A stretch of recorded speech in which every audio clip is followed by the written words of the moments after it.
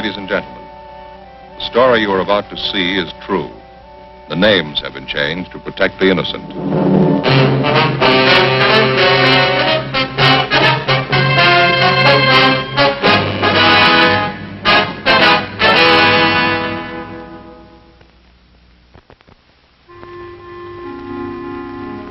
This is the city.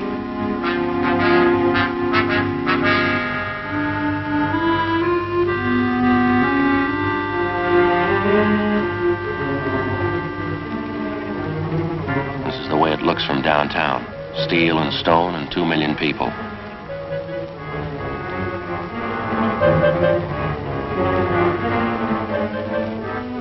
They produce everything for the millions. They use it up for the millions.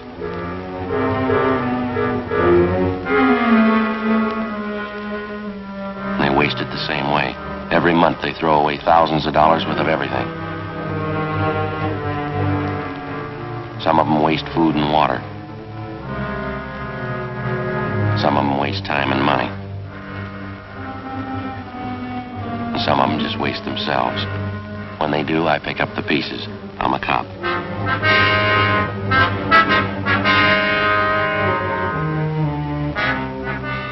It was Sunday, March 9th. We were working the day watch out of homicide detail. My partner's Ed Jacobs. The boss is Thad Brown, chief of detectives.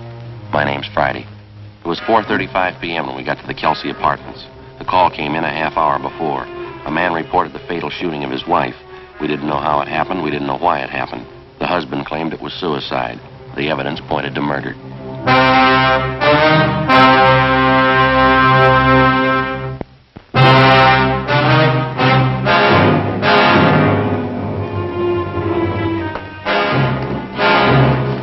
Woman's dead, shot through the right temple with a .45 automatic. Husband claims it was suicide. What's the name? Mr. and Mrs. Andrew Robertson. Wife's name is Marie. That's Mr. Robertson in the front room there. Crime lab been called? They're on their way. I guess we better talk to Robertson. Right.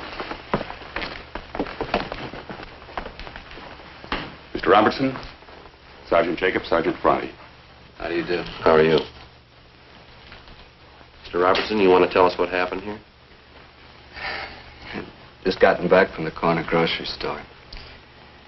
My wife and I had a little argument going. It started before I left for the store. Still on when I got back.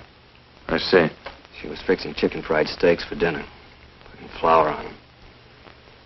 We had a few more words, and I went over and sat on the Davenport right where I am now. She was standing here in the doorway to the kitchen. She said something that set me off. I guess I got pretty mad and said a few things. Then she went over that little nightstand there by the door to the kitchen. That's where I keep my Army automatic. She pulled it out of the drawer and backed into the kitchen.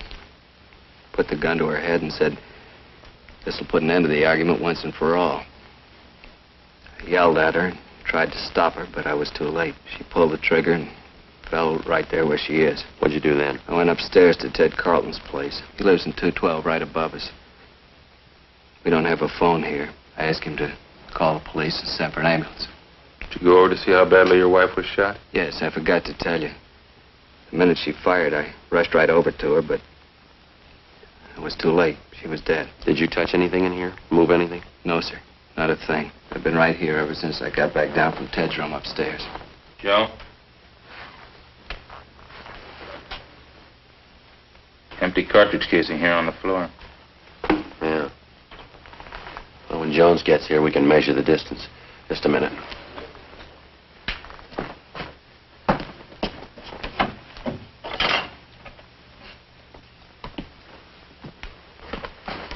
Put the saucer over till the crime lab gets here. Huh? Right. Hi, Jones. All right. Joe? Lee, kitchen. Harry, I wonder if you'd mind taking Mr. Robertson downtown. We'll be right down as soon as we finish up here. Right, Joe. See you later. Thanks, Harry.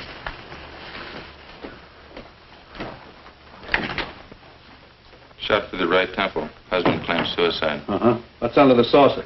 Empty casing.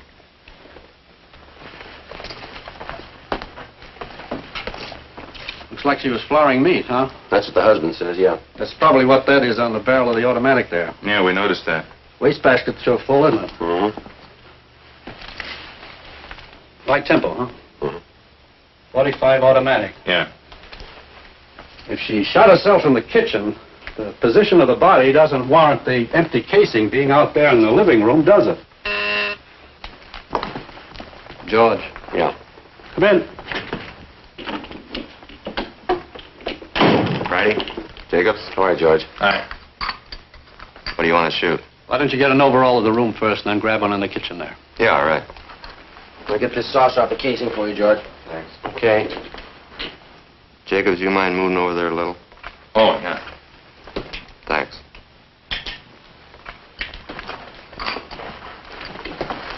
What do you want now, the kitchen? Right.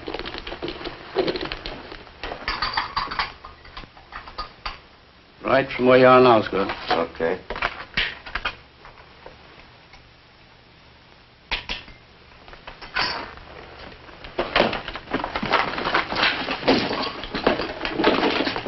Now right over the body. Yeah, all right. Better get that chair to stand on. Yeah, here you are. Thanks, Ed. Too much room to work in here. Can you get it all in there? Yeah, I think so. Better use the wastebasket as your right-hand sideline. Kitchen stove on the other side. Right.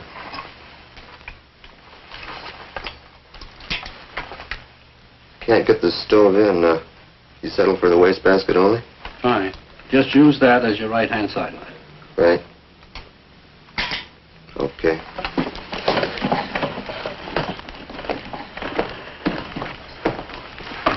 Hey, Lee, while you finish up here, Ed and I are going to run upstairs. Well, Joe, before you go, do you want to give me a hand? Take over this end. Sure, fine. Where do you want it? Right to about where she must have been standing. About here? That's good. Uh-huh. Thanks. You bet. Okay, we'll check you later, Lee. Fine. Hi, Sally. Friday, Jacobs, how is it? Rough one.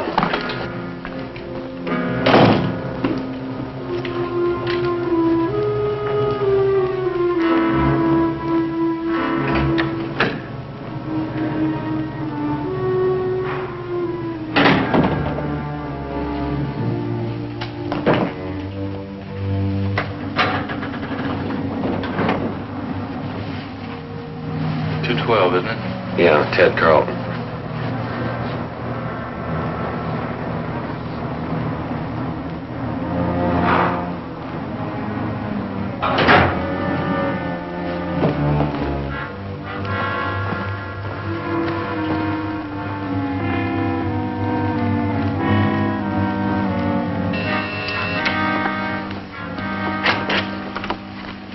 Yes? Police officers, you're Mr. Carlton? Yes, I am. It's an awful thing, isn't it? We understand you're a friend of the Robertsons. Yes, I am. You found out anything yet? You think Andy killed her? We don't know. We haven't completed our investigation. Oh, I see. Well, I'll bet that's the way it was. I hate to say that, but from all indications, it certainly looks that way. How do you mean? The argument, the shouting, and then that single shot. I don't know. It sure struck me that Andy did it. When did the argument start?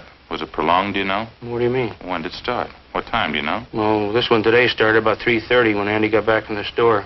They've been arguing ever since I've known them. How long have you known them? About 2 years.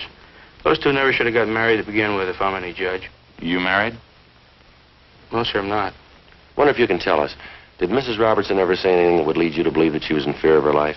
Well, yes, she did. One time Andy stalked out of the apartment down there, and Marie came up here to see me. She was in tears, all broken up about it as usual during those spats. I see. She said, I'll try to remember exactly how she put it. She said, Andy gets so mad sometimes I think he's going to kill me. What do they usually argue about, do you know? Different things.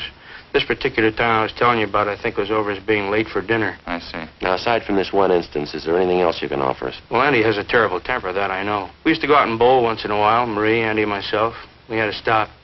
Every time he missed a spare, you'd think it was the end of the world. Would he usually seem to take it out on his wife? Most of the time, yeah. Although I must say I caught it myself a few times. Abusive language. He really carried on over nothing at all. Did Robertson leave his wife home alone much of the time? No, not any more than usual. Seems like he always wanted to get home just so they could argue. Everybody in the apartment house knows about him. Now, you said that Mrs. Robertson came up here after that one particular argument. That's right, sir. Did she come up here often? No, not very often. Just when she was unusually upset and her nerves were on edge. but only then when Andy'd rush out mad. Do you know whether or not Robertson owns a gun? Yes, I believe he does. As a matter of fact, I know he does. One night we were having trouble with prowlers. He came up here with his automatic. I see. Later on, I think I asked him where he got the gun. He said from the Army. Anything else you can add, Mr. Carlton? Well, I was the one who called the police. You knew that. That's what we understand. Well, didn't Andy tell you? He came up here right after the shot and asked me to call the police for him. They don't have a phone. Exactly how did he tell you? Well, what do you mean? Well, what were his exact words? Can you remember? He said, my wife's shot, call the police and get an ambulance quick. What was your reaction to this? Well, I'd heard the shot, so I wasn't too surprised. When Andy came running up here, I knew before he said a word. You could tell just to look at him. You could tell what? That something was wrong. I had a hunch all along that this might happen one day. What's that? That Andy'd kill his wife.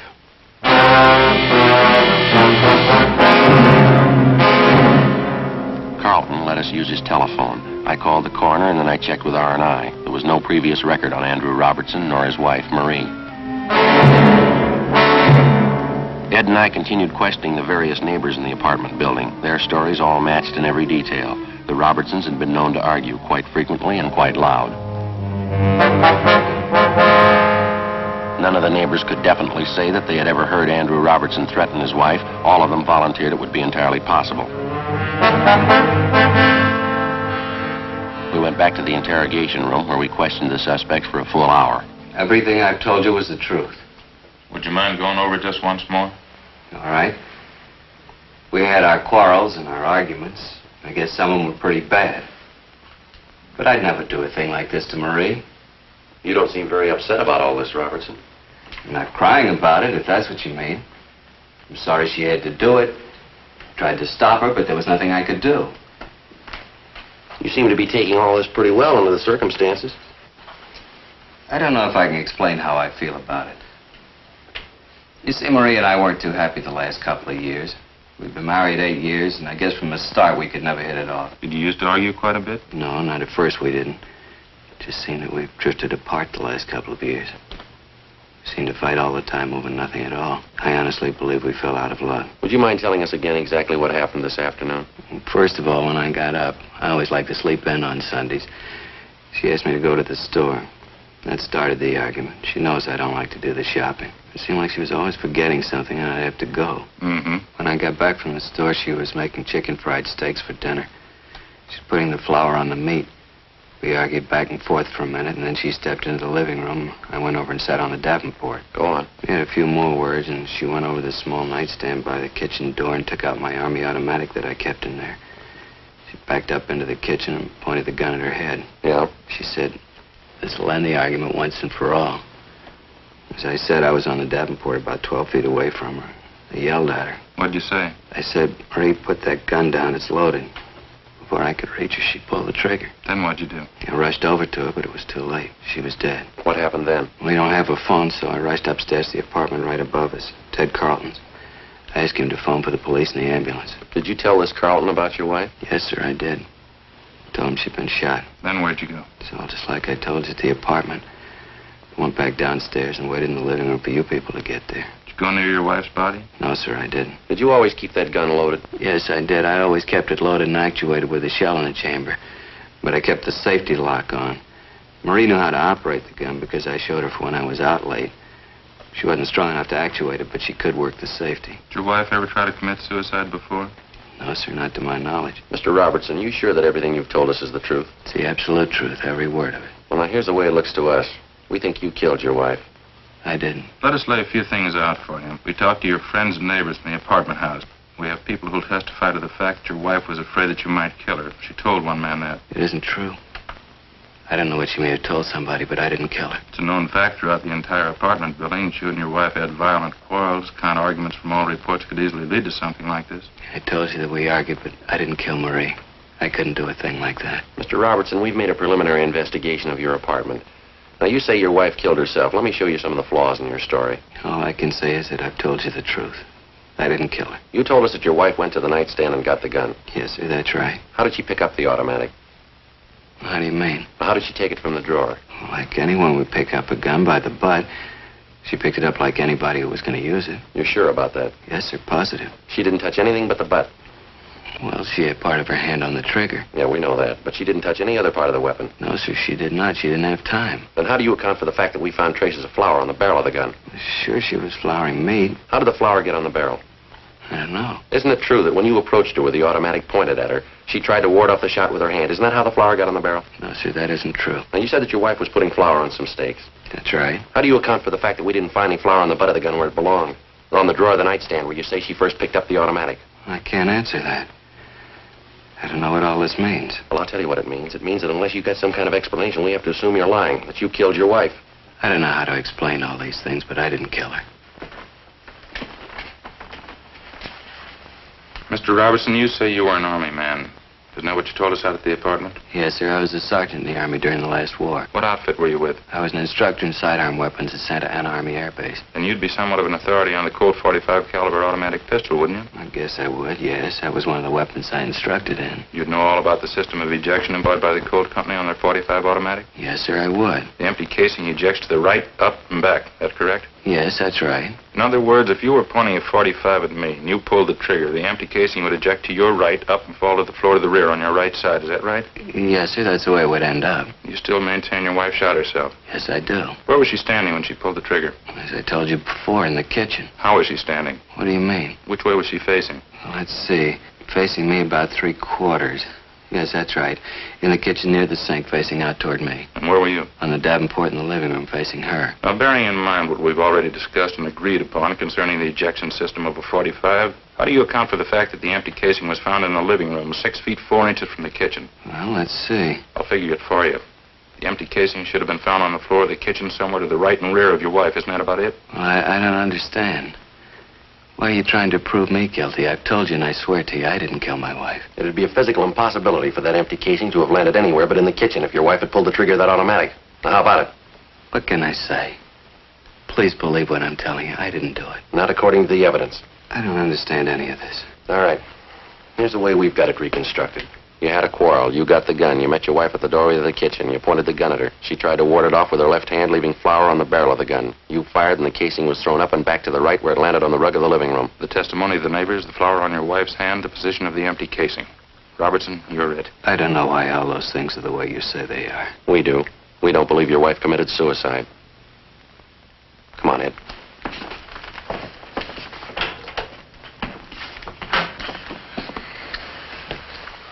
What do you think? I don't know. All the evidence we got certainly got him tapped. Yeah, with all that proof, and he still refuses to cop out. Yeah. Something doesn't jive.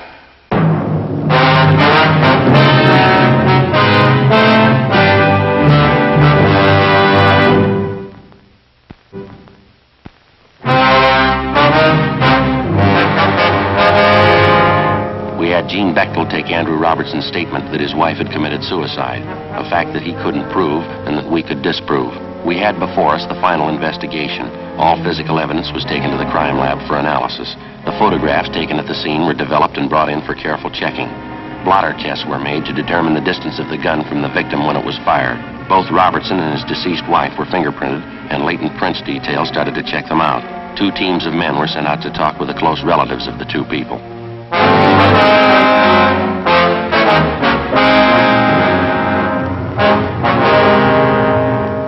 Sunday, March 9th, 7 p.m. We got a call from Lieutenant Lee Jones that he had the final results of his investigation. We went over to the 2nd floor of the central station, the crime lab. Take a look at this. Picture of the 45 casing, huh? That's right. Take a close look at it. Right here, particularly. Yeah. Notice this one edge is a little indented here. Ejector marks. No, here are your ejector marks up here. You see? This indentation is something entirely different. What is it? You remember where you found this casing? Yeah, 6 feet 4 inches into the living room. That's right. We wondered how it could have been thrown that far by the ejector if the husband's story is true. The ejector didn't do that. I wondered, too. On closer inspection, I noticed this indentation. Now, let me show you how this casing got there in the living room. Here's an identical 45 caliber cold empty casing. Yeah. We place it on the floor on a piece of linoleum, the same thickness as their kitchen linoleum.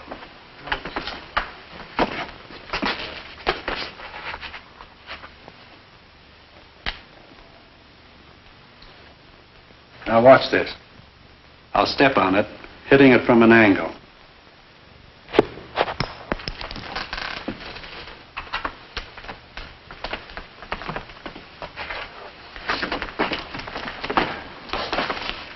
There's your answer to that one. Now, when the husband ran over to his wife's side, what did he say he did? That's about the size of it. He stepped on the casing accidentally, certainly not caring about it at the moment, and it bounced out into the living room, just like a tiddlywink. Notice the casing now, the indentation. Check it against the photo. Yeah, it matches.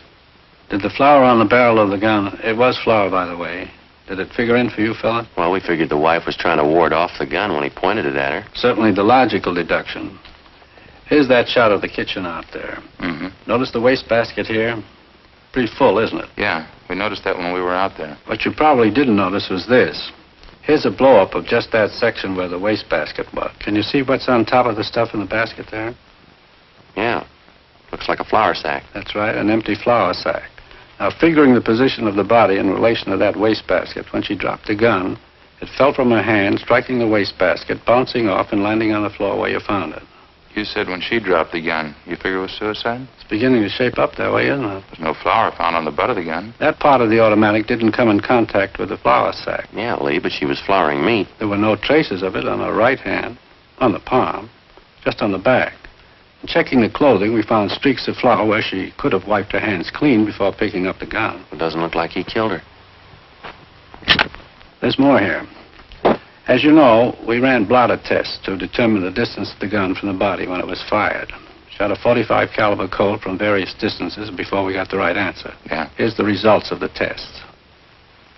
Found powder burns on the right side of the wife's head. This test shows that the gun was held approximately 3 inches from the right temple when it was fired. Mm-hmm. That's it. Here's the report from latent prints. Smudges, one good thumbprint, right hand, belonged to Marie Robertson, indicating she was the last one to handle the weapon. That's about it, Lee? No, got some more for you. Now, this shot was taken facing the east wall of the kitchen. That's the wall that would be on anyone's left sitting on the Davenport in the front room. Wouldn't be possible to see that wall from the Davenport. Yeah. You can see the back X where we located the slug. Mm-hmm.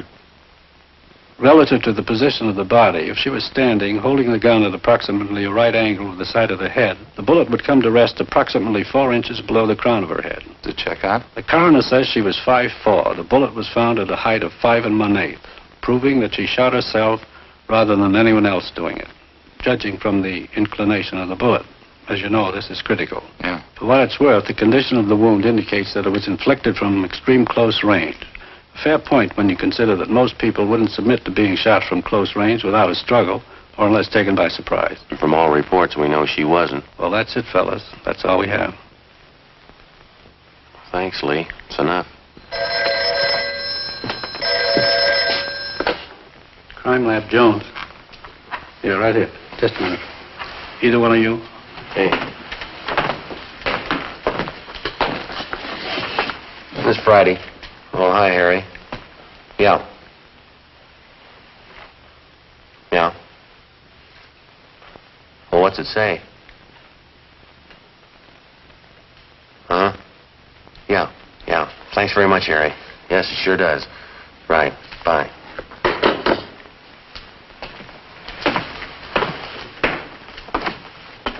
Harry Fremont. He just left Marie Robertson's mother. What'd she have to say? Well, Fremont says she gave him a letter. He's on his way in with it, written by Marie Robertson. Says something about her taking her own life. Her mother says that the husband didn't do it. Says that the daughter's shown indication in the past of wanting to take her own life. Well, that about cinches it. Makes you feel kind of good, doesn't it? Yeah. Finding a man clear on a charge instead of having to hang him up. Yeah. Come on, Ed. Right. Where you headed? Back cross street. Wait till I get my coat. I'll go with you. What for? I want to see him, too, when you tell him.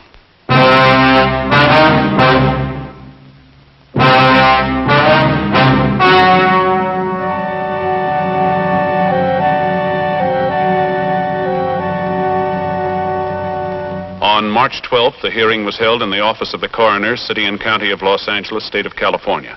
In a moment, the results of that hearing.